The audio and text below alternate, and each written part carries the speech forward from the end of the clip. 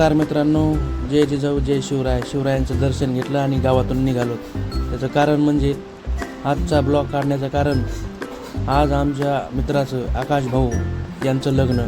त्यासाठी सर्व मित्रपरिवार आम्ही सोबत निघालो. तर आमचे ड्रायव्हर जे रेंगी बैलगाड्याचे ड्रायव्हर आहेत ते आज आमच्या मोटरसायकल ड्रायव्हर. खूप ऊन पडलं होतं आणि उन्हाच्या पाऱ्यामध्ये आम्ही लग्नाला निघालो. शेलोपर्यंत पोहोचलो. पण तिथं आमचे सरपंच नामदेव बनसोडे येणार होते म्हणून वाट पाहत जरा 5 मिनटं थांबावं म्हटलं. 5-10 मिनटं वाट पाहत बसलो आणि त्यांची गाडी ह्या 5 मिनटात आली. त्यांना भेटलो. ते म्हणे लग्नाला अवघे 5 मिनटं राहिली तर आपल्याला लवकरात लवकर जाणं गरजेचे. पण त्यांची गाडी त्यांच्या 120च्या स्पीडनं सोडली आणि आमची 130नं शाईन पळाली आणि लग्नाच्या ठिकाणीपर्यंत आम्ही अवघ्या 5 मिनटात गेलो. लग्नाचं ठिकाण गाव ढेंगळे पिंपळगाव.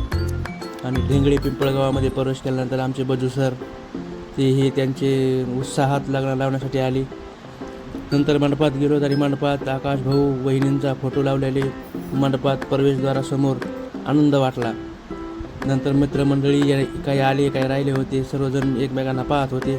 काही थकून उन्हाच्या वेळेस आश्रय घेत बसले होते. लगेच डीजेच्या डॅन्समध्ये काहीनं ठेक्यावर ताल धरला आणि खूप मजा मस्ती केली आणि डॅन्स मारला. लग्नाला आता उशीर होत आहे म्हणून लवकरात लवकर नवरदेव स्टेजवरती गेले आणि शिवरायांची दर्शन घेऊन जिजाऊ वंदना त्यांनी घेतली आणि लग्नाला सुरुवात झाली.